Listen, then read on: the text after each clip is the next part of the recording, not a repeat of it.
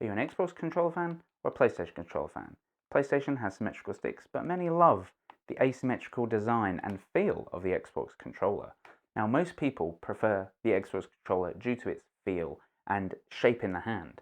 However, this will change with the PS5 controller's release, because the PS5 controller comes with anti-friction rings, and it comes with the active triggers and the HD sort of rumble of the Nintendo Switch controller, which is a lot of next-gen features compared to the Series X, which kind of launched with a slightly new shape but wasn't really engaging. So I thought, why not purchase an Elite controller? But let's do it through Design Lab, now that they offer customizability.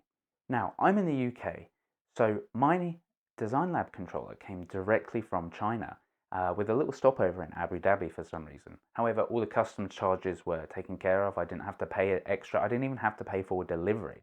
It cost £175. I think it costs around the same in dollars. So you're looking at the same price as a normal Elite controller, maybe a little bit more. So, there is the question of, if you're going to buy an Elite controller, then just do it through Design Lab, unless you're waiting for a sale, in which case, you might want to pick up the standard edition. When it finally arrived, it came in a plain brown box. Great, no one's going to steal it. However, you open it and it's actually quite sturdily packaged. Inside the package, you have the controller itself is boxed in a standard Elite Series 2 controller box. Nothing to fuss there. But when you open that, you can see the case. Now, the case normally just comes with a grey Xbox logo and a grey, black zip standard case. With Design Labs, you can color match your case to the controller. So I created a green controller, and Design Labs color matched the Xbox logo and the zip to green so that it matched my controller. I'm really pleased with how my Elite controller came out. I've really wanted to customize a controller through Design Labs for a while. This is my first time. I chose a Velocity green for the body and the back. I chose Blaze Orange for the triggers and the thumbsticks. Now, there is a mismatch in slight coloring because the triggers are metallic and the thumbsticks are not. So it is the same orange, but obviously one is metallic, one isn't. Now, the Elite Series 2 controller through Design Labs allows you more customizability than a standard Xbox controller. So you can customize the ring, the friction ring color, which I've selected to be orange. You can select the thumbstick base color, which on the standard Elite Series 2 is just silver, but I have chosen mine to be gold, and I've also chosen the triggers on the Mac to be gold to match with that. And actually, I think the gold color is quite good. It comes out quite understated. It isn't like a tacky gold. It's really nice. You can also customize the share button. Well, the Elite Series doesn't have a share button, but the buttons in the middle, the menu button, the view button. I chose mine to be orange to match. If you're just customizing a normal Xbox controller through Design Lab, you do not really get an option here. You can get white or black or grey on black, or it's just standard. But actually, with the Elite controller, you can customize the actual color in a larger variety than a normal Xbox controller. An added benefit of designing your own controller through Design Labs, if you're ordering the Elite, is that the extra thumbsticks and D-pad you get can be customized to a different color. You can also select the shape of the extra D-pad you get. So with the normal Elite controller, you just get an extra D-pad in the metallic silver, and it comes in that traditional X shape, which a lot of people like. However, I only like the kind of circular new one that comes with it. So I ordered another circular D-pad, but I ordered it in a green color so that I could swap them out based on, I wasn't quite confident that gold was going to work out. So I ordered it in green.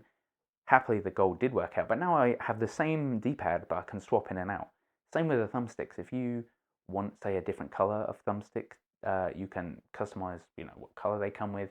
Now, for those of you who have never used the Elite controller, you can increase the tension on the thumbsticks, which is one of the major reasons that I bought the controller.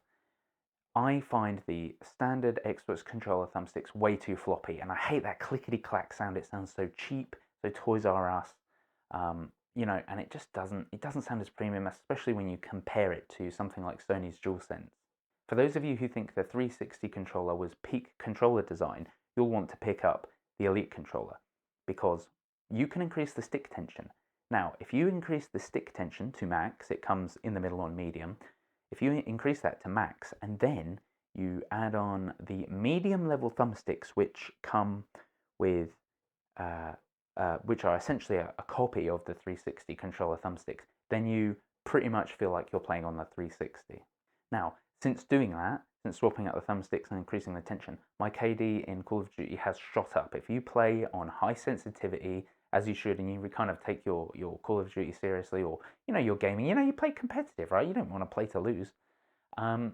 You know, it allows for a lot more accurate inputs at those higher sensitivities. You know, if you're looking down a sniper scope, you can just quickly, you know, make snap decisions, but also likewise, you're on high sense, so you can 360 look behind you and, you know, when you hear the footstep. Now, you might be asking, is it worth the money?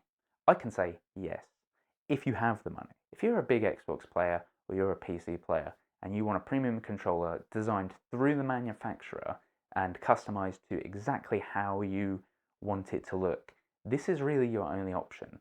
There are third-party controllers out there. There is Sony's DualSense Edge coming out, but again, the thing with the Edge is, it's great for PlayStation players.